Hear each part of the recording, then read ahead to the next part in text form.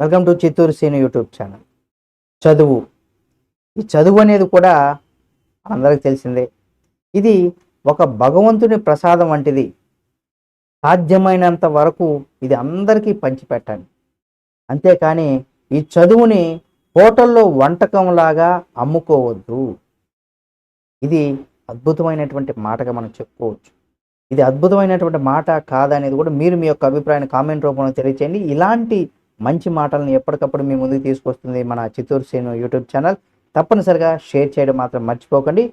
నిజంగా భగవంతుడి ప్రసాదం మనం ఎంతమందికి పంచితే అంత పుణ్యం అని చెప్తూ ఉంటారు పెద్దలు. అదేవిధంగా చదువును కూడా ఎక్కువ మందికి సాధ్యమైనంత వరకు అందించండి. ఇచ్చండి.